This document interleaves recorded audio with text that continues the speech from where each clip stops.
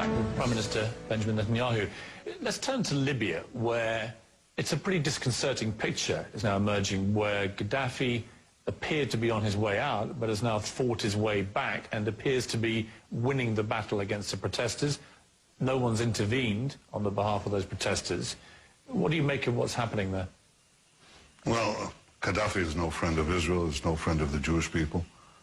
And I think as people can see now, he's no friend of the Libyan people. And this is a man who helped explode civilian airlines in the skies. He's fostered terrorism. He's done a lot of terrible things. So I don't think anybody would be sorry to see him go. I wouldn't. What if he doesn't go? I think the case of Libya is an interesting place where values and interests cohere. You know, as a leader, you often have a situation where you want to advance a set of values, free democratic societies, and at the same time you may have overriding interests that force you to think otherwise. I don't see that conflict in the case of Libya.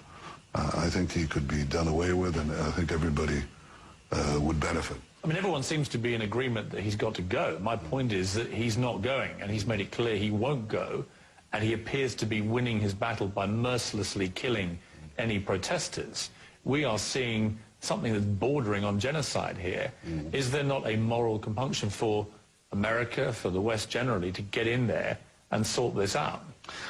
I think it's one of those cases where the moral compunction, as you said, and the interests cohere. I don't think it's a problem, so I wouldn't rule out very firm action against Libya. I think that's something that should be considered seriously. If America, I'm sure it is being considered. If America decided to take military action, would you support that? Certainly wouldn't be against it.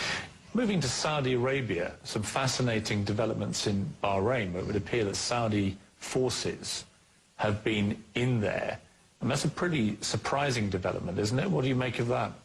I don't think it's surprising at all. I mean, I think they're concerned with a possible Iranian takeover of Bahrain, which would put Iran effectively within spitting distance of the Arabian Peninsula. Now, Saudi Arabia is working to protect its own interests, but there is a very large global interest in making sure that the world's oil wells, that the largest reserves of the world's oil supply do not fall into Iranian or pro-Iranian hands.